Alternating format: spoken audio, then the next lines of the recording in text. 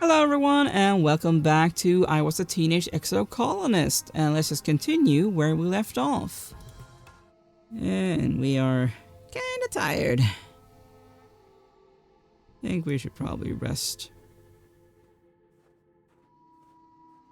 Yeah, let's rest our 18-year-old butts. Relax in the lounge. You organize a raid on the kitchen pantry for snacks. They want to be free. You must liberate them. You're saying they want to be eaten? Because I don't think so. You roll out of bed at noon because you're allowed to, because it's your birthday. But also because you're exhausted. You barely slept at all last night. You've been having these nightmares since the siege. More and more every night, like they're trying to tell you something urgent. You can't make any sense of it. All the imagery is jumbled together, all these possibilities and timelines and things that might happen. Some nights you wake up in a cold sweat, a scream already in your throat. You sit on the edge of your bed, run a hand through your hair and check your hollow palm. A few people wished you happy birthday, but that's all. You guess you're getting older, birthdays aren't as important as they used to be. Right. And Mars wants to meet you for lunch in the lounge today. You'll have to practice your smile. Go meet Mars for lunch. As you enter the lounge... Surprise! You do your very best to play along and act surprised. Woo, streamers, balloons, great. Okay. All of your friends are standing around wearing goofy hats and clapping. Nomi is holding a bunch of balloons larger than they are, and Rex is wearing a cute little waiter's outfit with a bow tie. No, he's not. You accept their hugs and birthday wishes, trying to hide your exhaustion and demurring with a few pointed... All this for me? You shouldn't have. No, really. Rex wanders around with a tray full of little snacks, offering them to everyone with a vampy accent and a silly, airheaded giggle. The goofball act chips away at the natural awkwardness of a surprise party. That is, the first 5 minutes after everyone shouts surprise. Soon everyone is laughing and enjoying themselves. Despite your exhaustion, you start to smile too. Your friends are so amazing, and they're all here because they care about you. Then you get some unexpected guests. The lounge begins to fill with Helios kids, mostly ones you don't know. The ones who usually keep to themselves and, well, don't much like you original stratospheric kids. Vase and Nem are with them, his arm draped over her shoulders. Nem gives you a little wave of acknowledgement for your birthday, which earns a weird look from Vase. Hey, who invited you guys? Cal says, stepping forward with his hands clenched. This is a private party. It's a public lounge, Vase replies. We can sit wherever we want. Cal stomps right into the midst of the Helios. You guys think that just because you fell out of the sky, you're the wormhole's gift to Vertumna? He spits out. We don't need you. We never needed you. All you do is make things worse, like this party. You've rarely seen Cal so ready for a fight. He doesn't seem to care that the body language of the Helios kids has changed from cocky to dangerous. You're just a bunch of fascists, Cal continues. You and Lum. The lounge erupts, chairs screeching across the floor as the Helios jump to their feet, yelling at Cal, calling the colony illegal and Cal a fugitive. He was born in space, so no, he is not a fugitive. They jostle him around, but Cal plants his feet and stands his ground. You hear a bottle breaking and see someone advancing on Cal. He's not backing down. Well, I'm not going to do that. Let's try that one. Stop it? Your voice is drowned out by their argument. Then someone throws a punch, and it's all chaos from there. Despite Cal's bravado and brawny physique, he's no fighter. One of the Helio kids socks him in the stomach and he goes down like a felled gnarl tree. Rex throws himself between Cal and his assailants, catching a few kicks on Cal's behalf before the Helios get tired and leave, with a few parting shots at Cal's alleged romantic interactions with the float cows. Vase doesn't get involved, but he doesn't stop them either. He's the last to leave the lounge, staring hard at Rex before smirking and turning away. Rex helps Cal to his feet. "First time, huh?" he says, dusting off Cal's clothes. "Don't worry, they probably got it out of their system. Good on you for sticking up for yourself." Nem lingers at a distance, clearly angry at Cal, but feeling bad about the fight. "Well," Mars exclaims, clapping her hands, "that was enough excitement, I think. Let's move on to the important part. Cake and presents!" Under Mars's skillful party hosting hand, the mood shifts back to festive. You enjoy your presents and your cake, but tensions boiling over like that is a bad omen for the rest of the year. Yeah. I should go and get another cake in preparation for Rex's birthday.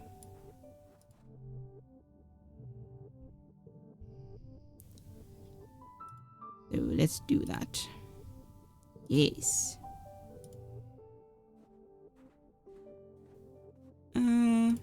Anything new here?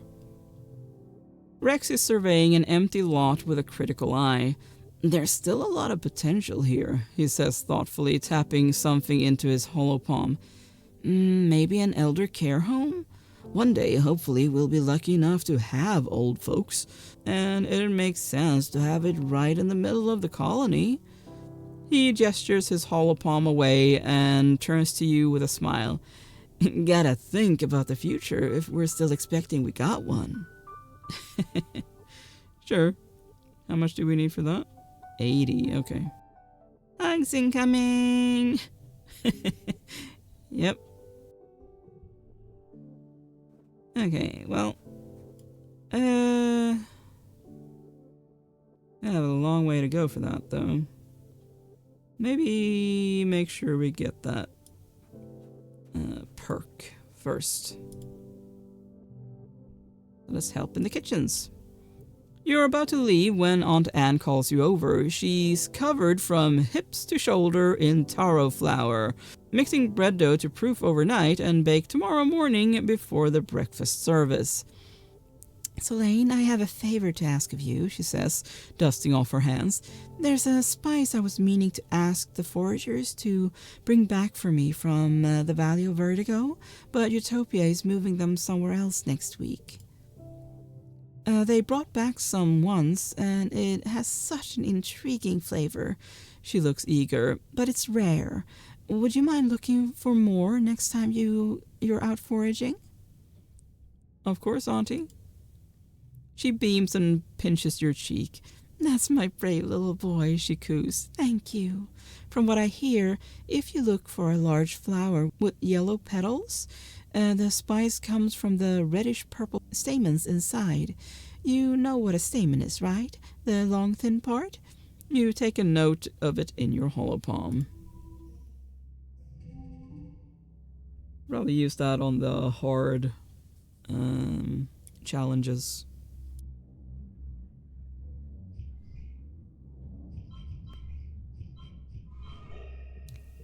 Nice.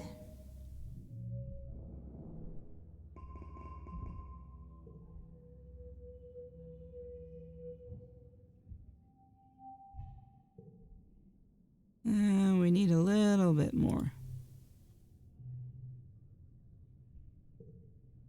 The kitchens are bustling with other cooks because obviously you can't feed the entire colony. They're mostly adults and let you do your own thing. They're there if you need them, but most of the time you can figure out your own mistakes or ask congruence for help with the recipe. Everyone's always really busy in the kitchen.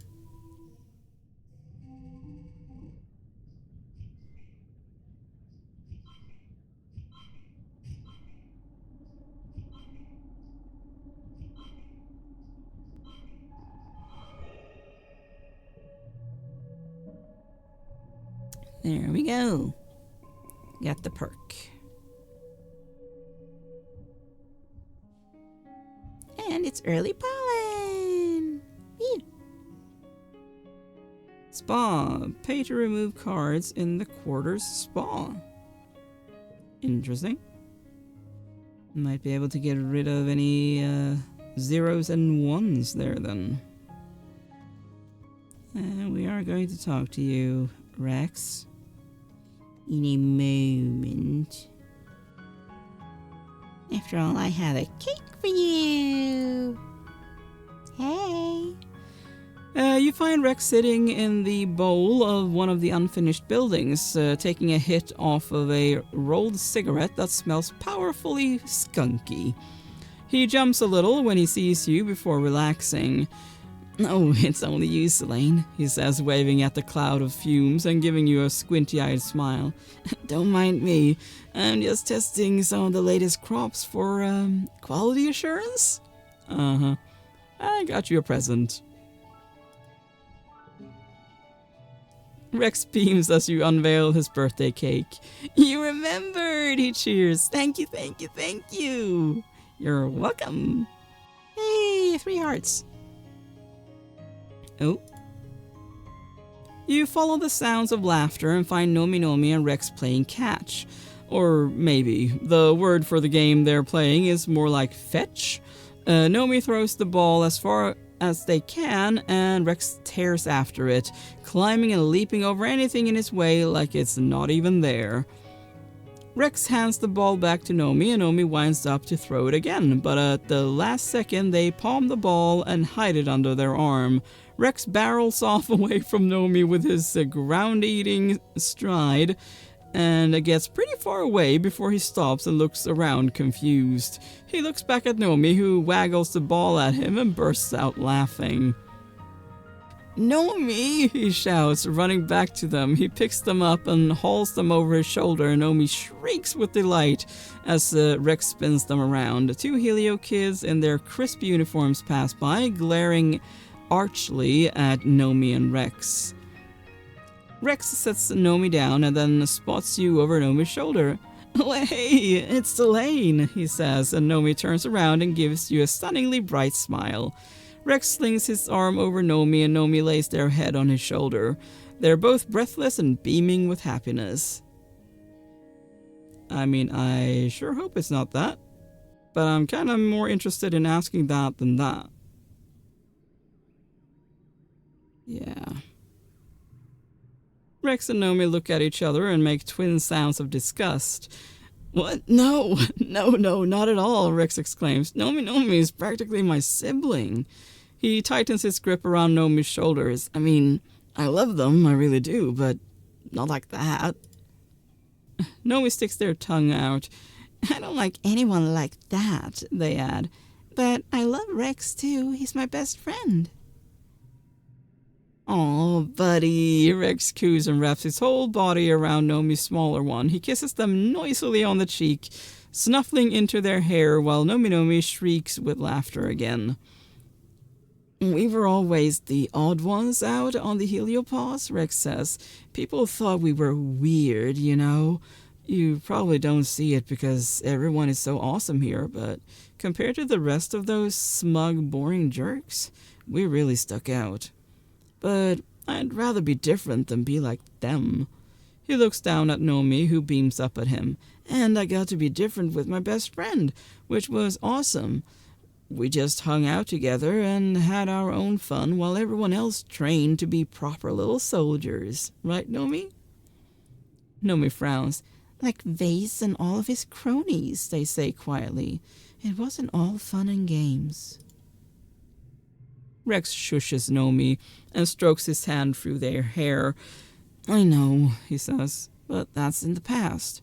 We don't have to grow up to be soldiers. We're here now, and there's so many more people to be friends with." He shoots you a smile. "Like Selene." "Maybe more than friends?" Interesting. Nomi grimaces and makes a yuck noise into Rex's shoulder, but Rex's smile gets even bigger. "Well, I wouldn't say no." I get the feeling that you're, like, asexual, maybe? As in, not interested at all in that kind of thing? I could be wrong, though, but that's the feeling I'm getting. Let's do some engineering.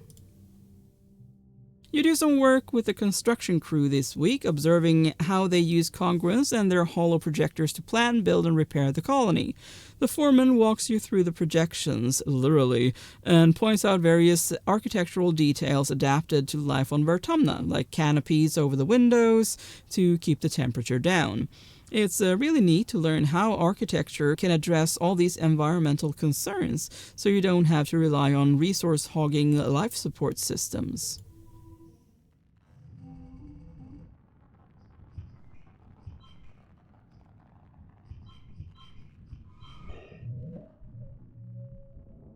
Awesome.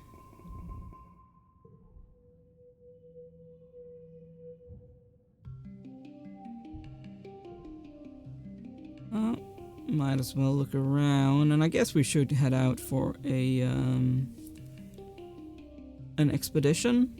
See if we can find that thing that Aunt Anne wanted. Anyway, before we forget, she said the valley, right? I think.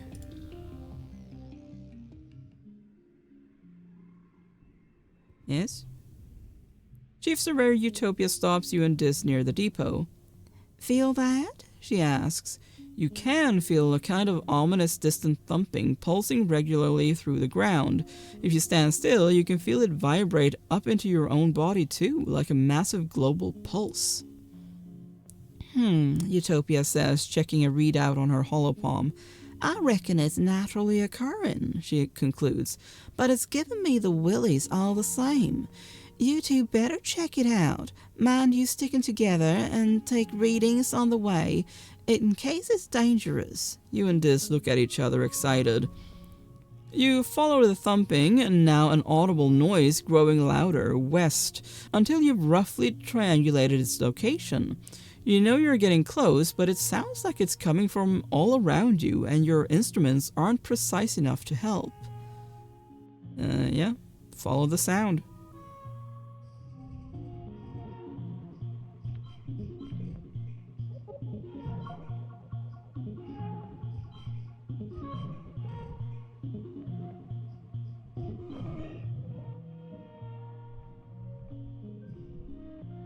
You find a machine?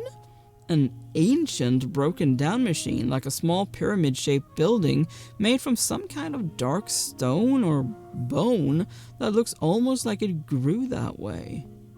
It definitely does not look natural. Except, it isn't broken. It's just so very old and overgrown it looks more like a pile of rubble and roots than a building or engine or whatever it is. Still, a thumping noise comes from inside it. The vibrations are strong here, making your guts feel weird.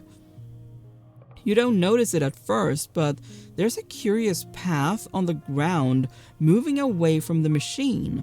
A line half a meter wide where the dirt is a little more worn and bare. It heads off in a straight line to the west, or coming from the west. Could animals have made this path? Or the thumper itself? Analyze the thumper. It's definitely not natural. On some parts of the thumper you can see what might have been writing once, carved deep into the not quite rock. It must be thousands of years old. Whatever part of it still works is deep down in its core. It has a funny smell too, sweet like something fermented. Puffs of air comes from vents near the top, in time to the thumping. You also note that the animals here are a lot more aggressive than usual. Even the insects buzz more annoyingly overhead. Your scanners register higher levels of attack pheromones. Whatever's going on, the fauna don't like it either. Eventually, you head back to share your findings with Utopia. Totally an alien civilization, Diz insists. Utopia scratches her head. I suppose, maybe, she says. You said it looks ancient, right? Perhaps there could have been another civ here long ago. We have found other signs, but nothing active like this. It seems to be pointing west or receiving something. She snaps her fingers. There's some right ugly ridgelines out there that have kept us from checking that direction, but we got gliders and motivation. That's half the battle. She makes a note in her hollow palm. I'll open up the western wrestling ridges for surveyors, she says, then grins.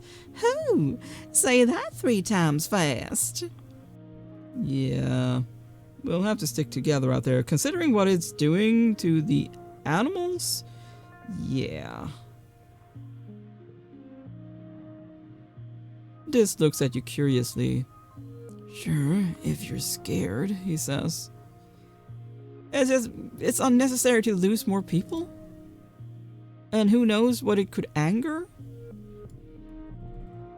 I mean, for all we know, could get a bunch of angry manticores. And I, for one, would not want that. You come across a veritable feast of berry bushes again. I mean, we know what they are. It's the explodey ones.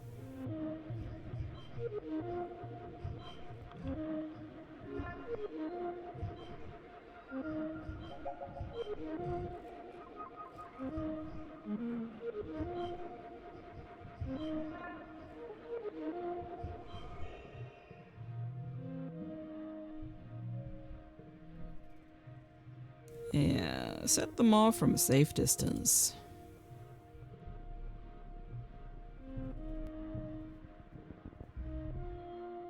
Something about the ground here draws your attention. It's all lumpy. What's up with that?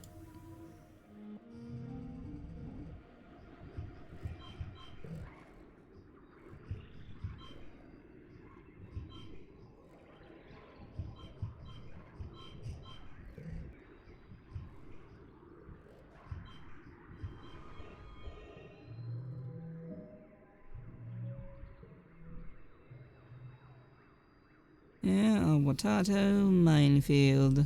Forage 1! Oh, hello. A curious Riki blocks your path. It's acting strange. It keeps scurrying up trees and... yeah, okay, this is that one. Approach it.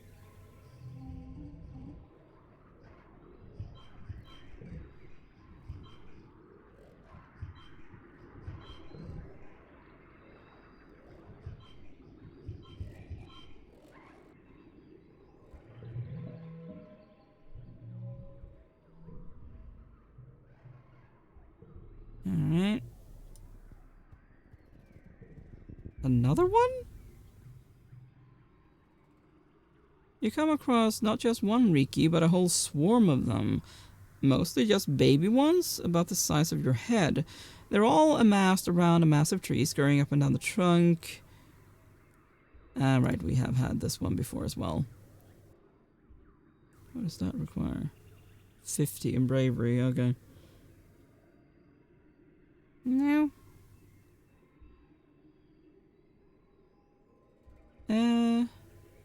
Another route? Don't think I can. No. Well, that's annoying. You're forcing me to fight them.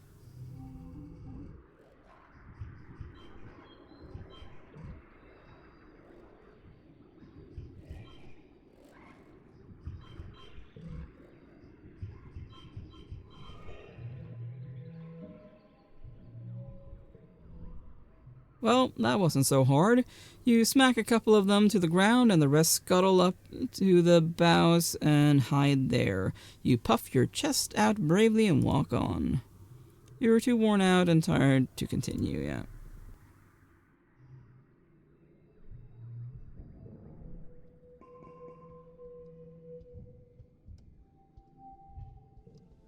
Let's go and relax a little bit.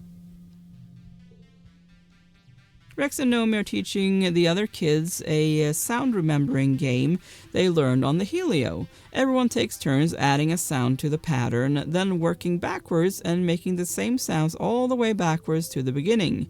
Rex starts with humming Om. Nomi adds the sound of rustling leaves, then repeats the Om. Cal adds the whistling noise of a triplet, then the rustling, then the Om. Then it's Dis's turn. He adds an ear-piercing screech like a bounce weasel, and everyone holds their ears and says there's no way they're adding it to the pattern. Let's remove that one. Alright.